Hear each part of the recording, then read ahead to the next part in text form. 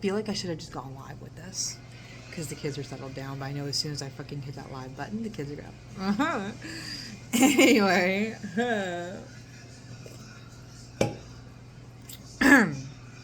Okay. And so this is Aurora. In my book. To what do I owe the pleasure, sir? She says, smiling as if she had not a care in the world. Oh, little one.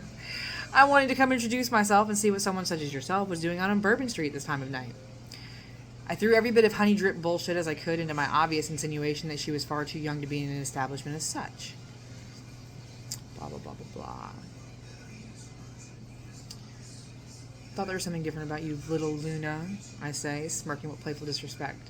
My name is Aurora, not little Luna. You may call me Luna or Aurora, but never little Luna, she says, forcing a smile onto her face. And he thinks to himself, as if you could fucking stop me. The whole table tensed at her obvious rudeness, but a laugh exploded out of me at her audacity, subsequently startling everyone aside from her. She reminded me of Elizabeth with her fuck you attitude, and I adored it. No one talked to me like that, and it was refreshing, although I couldn't help but think to myself that I'd like to see what she intended to do to defend her honor in such a casual setting. For perspective purposes, she was the equivalent of a princess, whereas, well, you already know my foothold in the realms. I'm Aiden, I say, holding out my hand. She takes my hand, jumps a little, but shakes it firmly, almost looking taken aback by my touch. Before I can ask her if she's all right, Beth walks up to the table to check on us. And this was like such a clever part. And if you get emotionally attached to books, this is definitely for you. Okay. Everything all right over here, dear? And we were kind of going back and forth a little bit. I've touched on these parts, but I'll show you, like, I'll give you, you know, how I write versus Monica's. And like I said, she's an incredible storyteller. She's a much better writer than I could ever hope to be. I don't know how she can make anything. She makes it so simple and so intricate at the same time. And all my shit's just like, I hope you have a freaking college reading level, because I hope your comprehension level is up there, because you're gonna need it.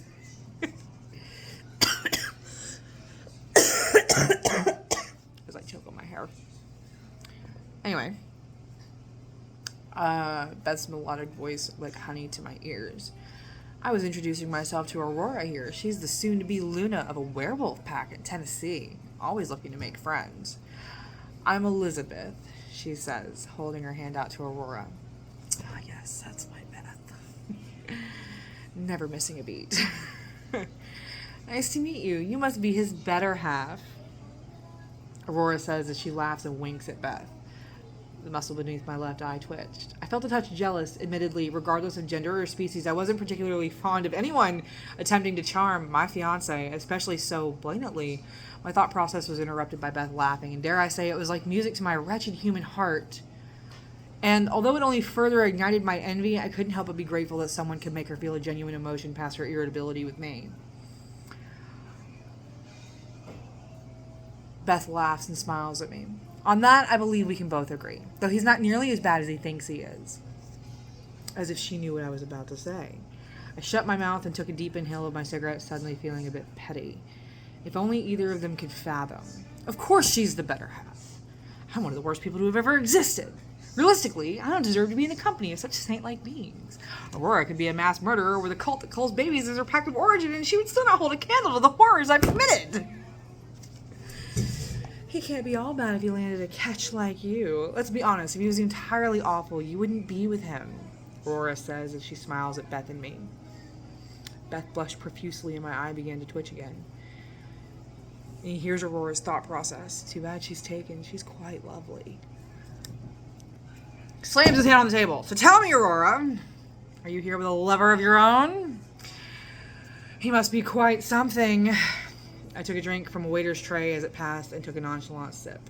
She tensed in her seat minutely. I am not.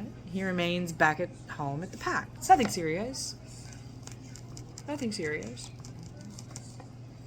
Rude. And she's just like fucking mean mugging the whole time. It's delectable. It's really great. But anyway, you know, because come on, Monica's book has been out for a year now. Aurora's gay. Get over it.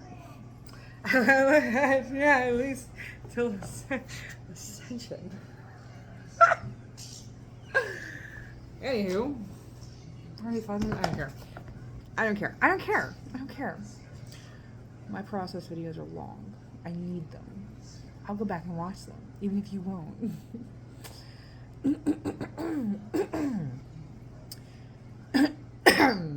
Though it is very alpha male of you to assume I only prefer the company of men, she says sweetly, malice clear in her eyes. The girl that is this girl right here. That is who's talking. Okay? That is who's talking right now.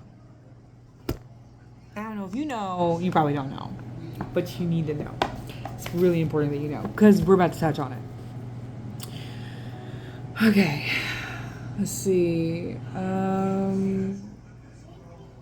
How old are you, little Luna? You seem a bit young to be taking over a whole pack.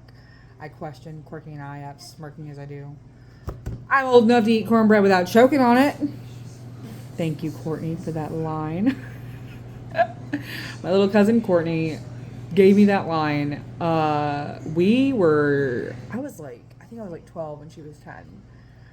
And we were at Dairy Queen, and some old weird man came up to the table and he said, "Oh, y'all are really young to be out by yourselves. So how old are you?" And she didn't skip a beat. This little shit. She went, "Old enough to eat cornbread without choking on it. Do you mind?" I couldn't believe it.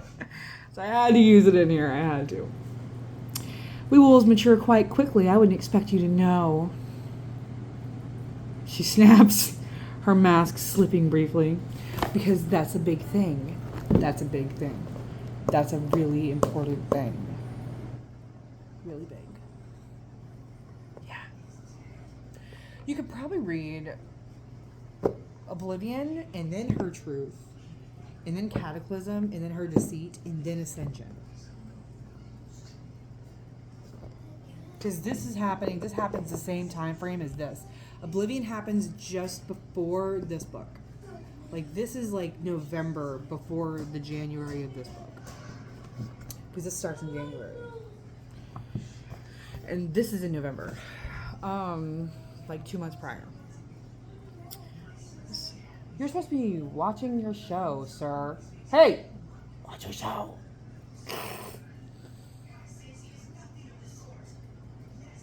Ignore me. Anyway. See, there was no winning with these women, and like I said, most of this is written by Monica. I've only touched on it. She'd won over my Beth in 2 seconds flat, and I wasn't so sure myself that I could bring myself to dislike the obviously bold female.